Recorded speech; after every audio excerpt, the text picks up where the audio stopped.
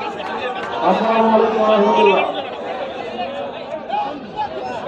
আপনারা আমাকে পছন্দ করেন, ভালোবাসেন, কিন্তু এই বক্তব্যের পরে আমি আপনাদের অপ্রিয় হব। আমাকে আপনারা পছন্দ করবেন না। আমি কিছু অপ্রিয় কথা বলবো বাংলাদেশের রাজনীতিতে, যেগুলো মানুষ বলতে চায় না। আমরা স্লোগান দেই না যে নেতা কুমার ভয় নাই, রাজপথ ছাড়ি নাই। একটা সংকট আসলে বোঝা যাবে কয়জন রাজপথে থাকে। সময় ভালো থাকলে কর্মীর অভাব হয় না, কিন্তু সংকটের সময় যারা রাজপথে থাকবে মাটি কামড়ে, তারাই হচ্ছে প্রকৃত কর্মী। আমার হাজারে হাজারে লাখে লাখে কর্মীর প্রয়োজন নাই। যারা সংকটকে মোকাবেলা করবে, আমার ওই কর্মীগুলাই আমার প্রয়োজন। যদি সেটা 10 জন হয়, যদি সেটা 5 জন হয়, ওই কর্মীদেরকে নিয়ে আমরা রাজনীতি করতে রাজি আছি। প্রিয় শেরপুরবাসী, আমরা গতকাল আমাদের একজন সহকর্মীর চাঁদাবাজির আমরা খবর পেয়েছি। আমরা আরো বক্তব্য পেয়েছি। আমার নিজের অন্য দলের চাঁদাবাজি যদি কেউ হয়ে থাকে, তাহলে আপনারা তাকে ধরে থানায় দিয়ে আসবেন। আর আমার দলের চাঁদাবাজ যদি হয়ে থাকে, তাকে আগে নিজের আপ্যায়ন করবেন, তারপরে থানায় দিয়ে আসবেন। এই 20টা চাঁদাবাজ আমাদের আশেপাশে এখন হচ্ছে অনেক চাঁদাবাজ জড়ো হয়েছে। এক জায়গায় দাঁড়াবো, পিছন থেকে সেলফি তুলে প্রিয় নেতার সাথে প্রিয় সেলফি। এই সেলফি ব্যাচে চাঁদাবাজি করে আপনারা এরকম এই সেলফি পলিটিক্স বাদ দিতে হবে।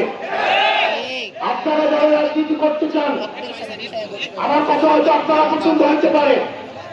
একজন সৎ মানুষ যদি আমাকে ঘৃণা করে, একজন সৎ মানুষের ঘৃণা আর 100 অসৎ মানুষের ভালোবাসার থেকে আমার একজন সৎ মানুষের ঘৃণাটাই বেশি উত্তম।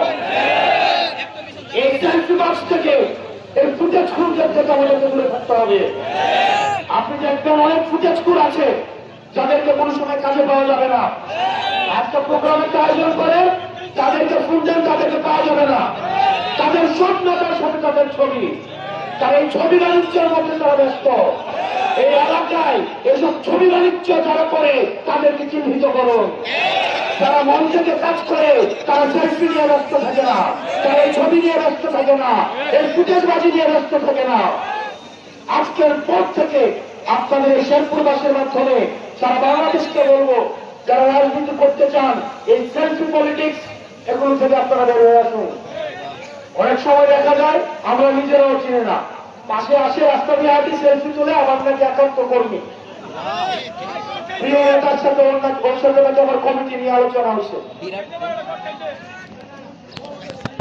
এই জিনিসগুলো থেকে বের হয়ে আসতে হবে।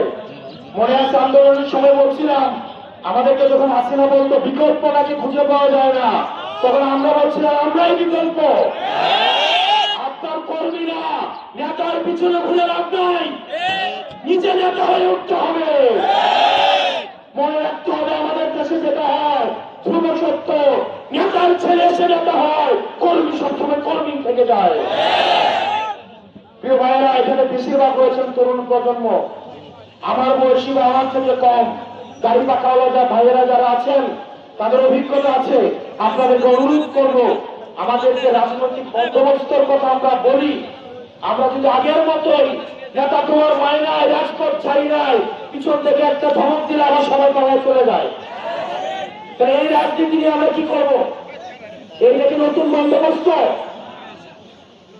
আপনার চিন্তা মনে রাখতে হবে, যুগ অনেক পরিবর্তন হয়েছে, মানুষ এগুলো পছন্দ করে না। এই 2200 মানুষ পছন্দ করে না। আপনি হচ্ছে ব্যবসায়ীদের চিহ্ন করে টাকা পয়সা নেবেন, হচ্ছে চান্দা তুলবেন, এগুলো মানুষ পছন্দ করে না। আপনার এই জিনিসগুলো বুঝতে হবে। প্রিয় শেরপুরবাসী, আপনারা মানুষের কাছে কাছে যান, মানুষের কাছে যান, তাদের সমস্যা শোনেন, তাদের সমস্যাগুলো তুলে আনেন। যারা শিক্ষার্থী আছে, মনে রাখতে হবে, আপনি যদি পড়াশোনা ছেড়ে দেন, নেতা আপনার ক্যারিয়ার গড়ে দিবে না। নেতার সাথে ছবি থাকলে আপনার ক্যারিয়ার দ্বারা যাবে না। আপনারা পড়াশোনায় মনোযোগ দিতে হবে। আপনারা যাদেরকে এখানে আজকে দেখেন তারা ভালো ভালো বিশ্ববিদ্যালয় থেকে পড়াশোনা করে এখানে দাঁড়িয়েছে। আমরা প্রত্যেকে আমরা শিক্ষিত, আমরা বিশ্ববিদ্যালয় থেকে পড়াশোনা করে সেখানে দাঁড়িয়েছি। অনেকে রয়েছেন ইন্টারমিডিয়েট পাস, অনেকে এসএসসিতে এইচএসসিতে পড়ছেন। আপনাদেরকে অনুরোধ করব আপনারা পড়াশোনাটা করেন। আর যদি পড়াশোনা নিতান্তই করতে না চান তাহলে নিজস্ব কর্মসংস্থানে নিশ্চিত করেন। কারণ কোন রাজনৈতিক দল আপনার বাসায় ভাত রান্না করে দিয়ে আসবে না। আপনার মা অসুস্থ হয়ে গেলে আপনার হচ্ছে ট্যাবলেট কিনে দিয়ে আসবে না। আপনার সন্তানের চিকিৎসার ফি, আপনার সন্তানের স্কুলের ফি দিয়ে আসবে না। আপনার বাসার খাবারের নিশ্চয়তা আপনার নিজেকেই করতে হবে।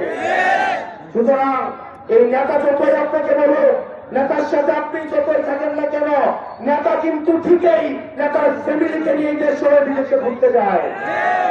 সেজন্য আপনাদেরকে অনুরোধ করবো, আপনারা আমাকে অপছন্দ করেন, আমার কিছু আসে যায় না।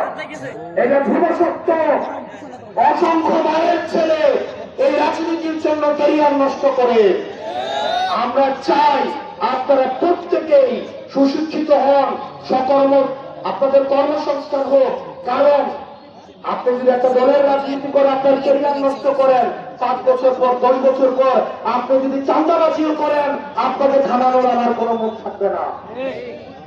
সেজন্য প্রিয় শেরপুরবাসী, আপনারা নতুন যারা এখানে শিক্ষার্থীরা আছেন, এই 24-এর পর অনেক নতুন করে আমাদের শিক্ষার্থীরা রাজনীতিতে আসতে যাচ্ছে। ধ্রুব সত্য, পকেটে পয়সা না থাকলে কেউ আপনাকে দাম দিবে না। পকেটে পয়সা না থাকলে নিজের বাপকে সম্মান করে না। যেই ছেলে খাবার দিতে পারে, যেই ভাই হচ্ছে মায়ের চিকিৎসার খরচ দিতে পারে, বাবা মা ওই সন্তানকে সবচেয়ে বেশি ভালোবাসে। এটা সামাজিক বাস্তবতা।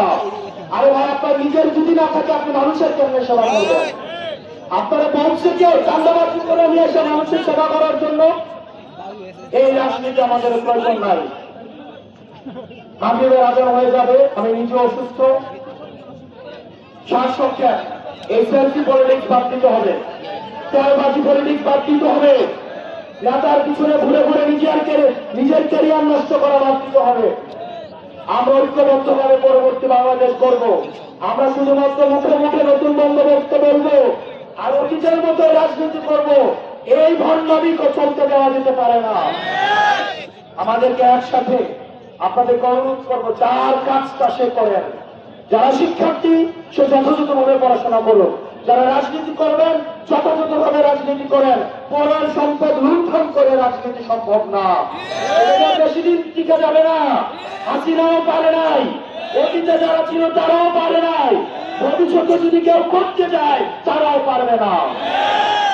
আর মানুষ এখন অনেক সচেতন। আপনি কতজনকে ভুল বুঝাবেন, ভণ্ডামি করবেন কতদিন? সেজন্য আপনারা সবাই আমাদের জন্য দোয়া করবেন। আমরা ঐক্যবদ্ধভাবে এই শেরপুরবাসীকে নিয়ে আমরা নতুন রাজনীতি যেটা করতে চাই আমরা যেন সেটা করতে পারি। শেরপুরের আপনারা যেটা কোনো যদি ভুল করে থাকি, আমাদের যদি রাজনীতির কোনো সীমাবদ্ধতা থাকে, সেটা আপনারা আমাদেরকে জানাবেন, আমরা সেটা সংশোধন করে নেব। আপনারা সবাই ভালো থাকবেন, সুস্থ থাকবেন। আমি জানি আমার মনে অনেকে কষ্ট পেয়েছেন আমার কথায়, আমার কিচ্ছু করার নাই, কারণ এটা আমাদের বলতে হতো। আপনারা ভালো থাকবেন। আসসালামু আলাইকুম ওয়া রাহমাতুল্লাহি ওয়া বারাকাতুহু। ভালোবাসি ক্যাপ্টেন। সেরা